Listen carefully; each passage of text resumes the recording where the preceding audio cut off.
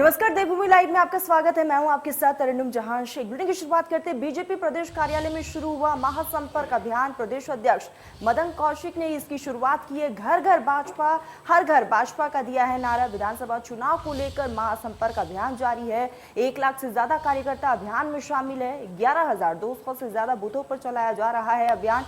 राष्ट्रीय अध्यक्ष जेपी नड्डा 15 से 16 नवंबर को करेंगे दौरा। तो लगातार चुनाव को लेकर सभी पार्टी एक्शन मोड में हैं और इसी कड़ी में लगातार बीजेपी जनता के बीच जा रही है और कई तरह के अभियान की शुरुआत बीजेपी कर चुकी है। और ऐसे में आपको बता दें कि 11,200 से ज्यादा बूथों पर चलाया जा रहा है अभियान।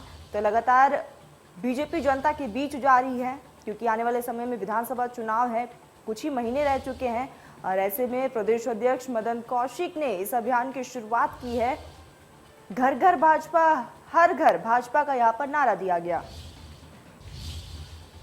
खबरों में आगे बढ़ते हल्द्वानी से ये बड़ी खबर। पूर्व सीएम हरीश रावत ने रखा मौन उपवास। आपको बता दें कि हल्द्वानी के स्वराज आश्रम में बैठे मौन उपवास पर यशपाल आर्य समेत कई नेता भी मौजूद।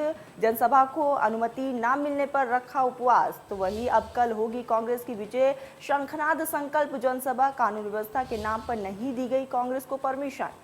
तो ये बड़ी खबर लगातार हम आप तक पहुंचा रहे हैं। आपको बता दें कि जिसके बाद पूर्व मुख्यमंत्री हरीश रावत धरने पर बैठे हुए हैं, मौन व्रत रखा हुआ है उन्होंने, क्योंकि यहां पर कांग्रेस को परमिशन नहीं दी गई थी। जिसके बाद हरीश रावत ने मौन उपवास रखा है। तो लगातार हल्द्वानी से ये बड़ी खबर। हल्द्वानी के स्वराज आश्रम में बैठे हुए हैं उपवास पर हरीश रावत। यशपाल आर्य समेत कई नेता इस दरमियान मौजूद हैं।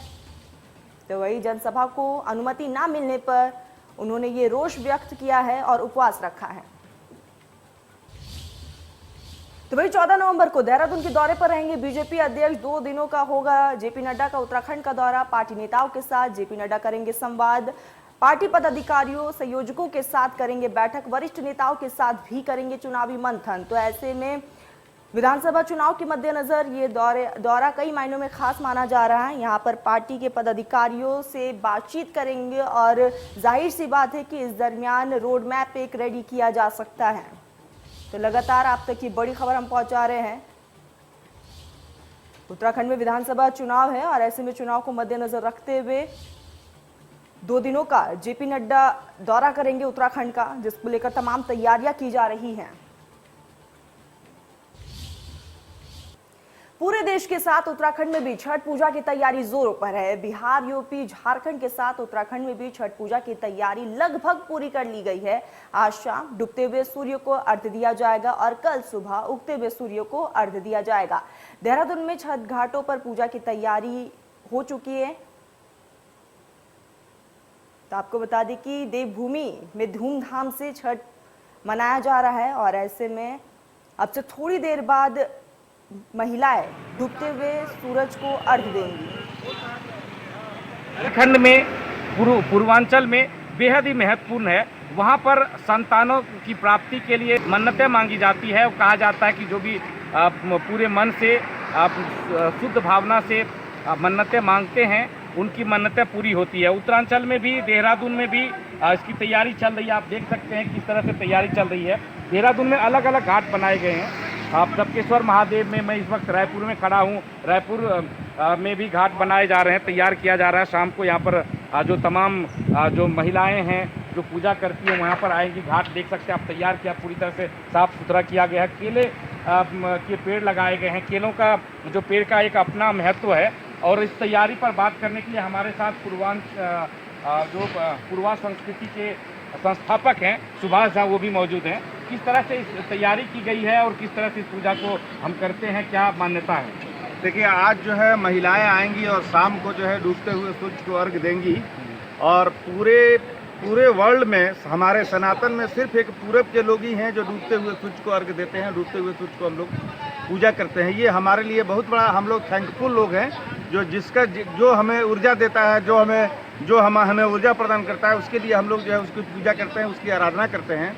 और सूर्य का पूजा जो है ऊर्जा के लिए, प्रखरता के लिए, तेजस्विता के लिए, संतान प्राप्ति के लिए, इसके लिए इसको माना गया है, ऐसी मान्यता है। और ये आज से नहीं, कम से कम हजार वर्ष से ये जो है चलता आ रहा है। ये पूजा धीरे धीरे इसका प्रसार हुआ यहाँ भी जाहिर है हमारे पूरबीय लोग करीब करीब उत्तराखंड में 15 से 16 लाख पूरबीय लोग रहते हैं और लगभग 1 से 1.25 लाख लोग जो व्रती जो है पूरे उत्तराखंड में छठ को करती हैं। यहाँ हम लोग 18 छठ घाट से पूर्वा सांस्कृतिक मंच की ओर से 18 छठ घाटों में पूजा जो है आयोजित करते हैं।